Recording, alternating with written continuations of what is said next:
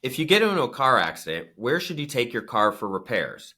Should you use your own shop or use the shop your insurance company recommends? Hi, I'm Andrew Irvin, and I'm a personal injury attorney in Winter Park, Florida. I help people get back what they've lost after they're injured in a car crash. Now, not everyone is permanently injured, but most people have property damage to their car. And it can be really hard to find good information on how to deal with the insurance companies and making sure your car gets repaired safely. And I want to share my experience as an attorney who's dealt with insurance companies and collision repair shops for over a decade on how to navigate that process. Now, this isn't legal advice as every situation is different, but hopefully you can see the good, the bad, and the ugly on how insurance companies deal with collision repair shops and you and make informed decisions when going about your vehicle repair.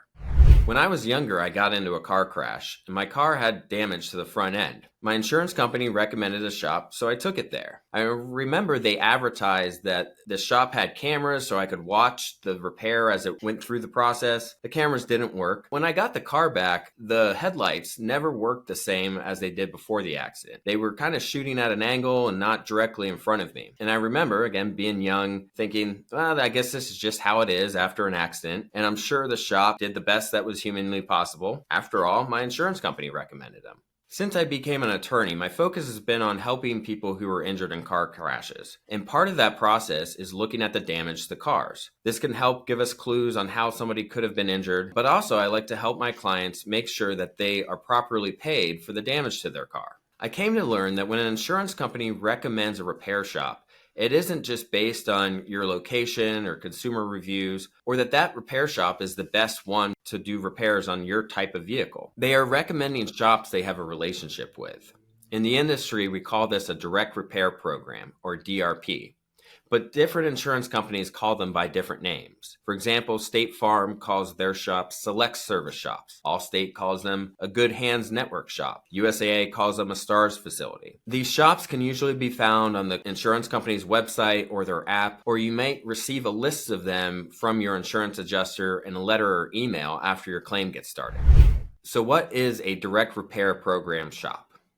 It's a collision repair shop that has an agreement with the insurance company. Now, there are many terms to these agreements, but the main issue I think it's important for people to know when they're choosing a repair shop is what are the benefits that the collision repair shop and the benefit that the insurance company are getting from this agreement. The main benefit to a collision repair shop is referral of customers. Most people don't have a need for a collision repair shop until after they're involved in a car crash. They report the claim to the insurance company and don't know what to do next. And the last thing that person is probably thinking about is spending hours and hours doing Google research, trying to find a collision repair shop on their own. That direct repair program gets recommended to the individual making the claim.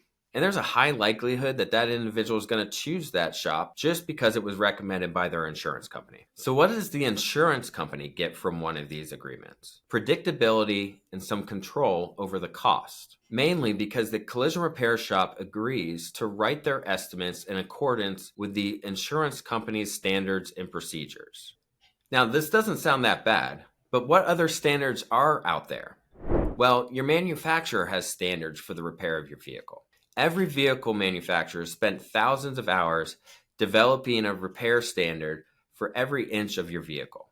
The manufacturer has specific procedures for every year, make, and model that they produce. I've yet to see insurance company standards that go into the same level of detail.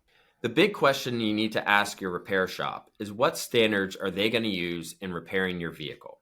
I think for your own safety, it should be your vehicle manufacturer's standards. And maybe a shop can apply insurance procedures and a vehicle manufacturer's procedures in the same repair. But what happens when there's a conflict? What happens when an insurance company won't approve or pay for a repair that's recommended by your manufacturer? What is that direct repair program shop going to do? Are they going to do the repair like the insurance company recommends, or are they going to do the repair like your manufacturer recommends?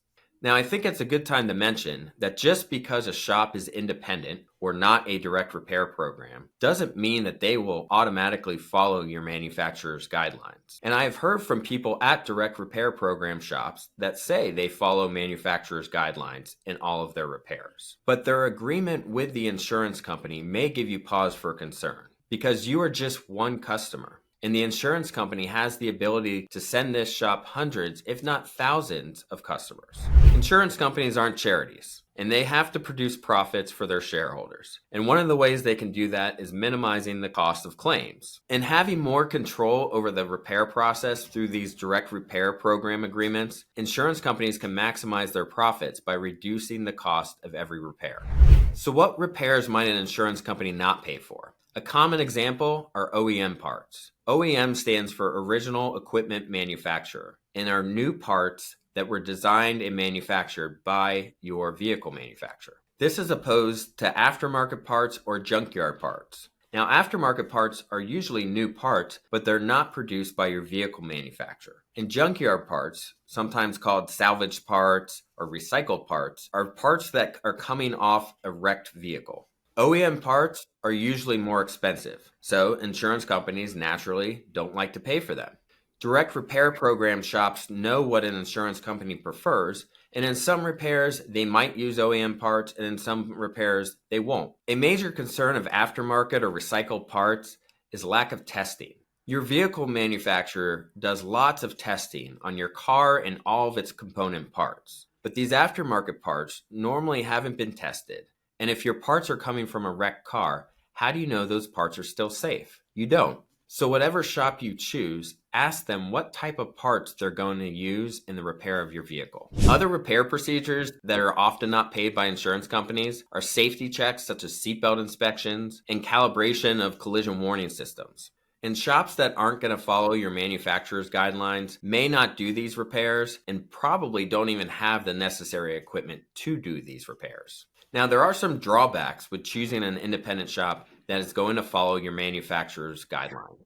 First, it may take longer to resolve your claim. The insurance company might not respond quickly to the independent repair shop, and it might take the adjuster longer to sort out estimates. And you might have to pay out of pocket if your insurance company refuses to pay for the necessary repairs. You also might get intimidating letters or phone calls from the insurance company. After some recent changes in Florida's insurance laws, insurance companies are getting very aggressive in pushing direct repair program shops. Many customers of independent shops will get phone calls or letters from their insurance company trying to persuade them to take their car out of an independent shop into a direct repair program shop. This is actually one of those letters.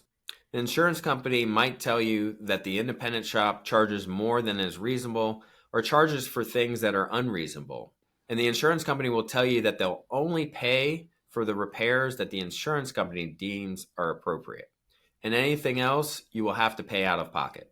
Remember, insurance companies want to save money on repairs. They want predictability and cost control because that is how they make the most money. If you get one of these letters or phone calls, don't be intimidated. And remember, you decide where your vehicle will be repaired. So what are ways you can protect yourself? First, do your research. Not all collision repair shops are the same, and not all collision repair shops are qualified to do a repair to your vehicle. Ask friends, neighbors, coworkers, do internet research, put a question on social media, and interview shops you're considering taking your car to. When you go to that shop, ask if you can tour their facility before you drop your car off. And if you have an opportunity, build a relationship with a local collision repair shop before you need one. If you do use an independent shop, what do you do when there's a conflict between what the insurance company is willing to pay and what your repair shop recommends? Oftentimes, I'll hear from people who say they feel like they're stuck in a war between the collision repair shop and the insurance company. And I understand why it may feel that way, but it's your battle. You are the one that's going to have to live with the car. And you are the one who's going to depend on its safety and reliability going forward. So advocate for yourself and be involved in the process. And just because this lawyer thinks your insurance company should pay for these repairs doesn't mean they will and doesn't mean that they have to. You may not be able to get fully reimbursed by your insurance company, or it may take a lawsuit against your insurance company or the person that caused the crash in order to fully get reimbursed. But by being involved and being informed, you're going to have the best chance for success in your insurance claim. After your repairs are completed, consider getting a post-repair inspection, meaning taking the car to another shop and have them review the work that was done.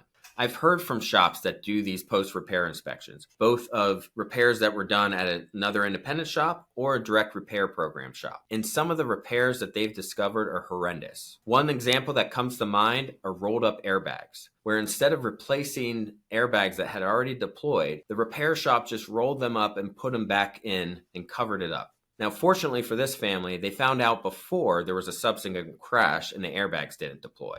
I understand that the process may not be easy, and unfortunately, recent changes in Florida's laws have made it even harder to hold insurance companies accountable. But remember, you have the power to choose your own repair shop. And when you make that choice, be informed. It's your car and it's your safety that's on the line. I'm Andrew Irvin, managing partner of Irvin & Irvin. And for more free content on what to do after a car accident, make sure you like, follow, and subscribe.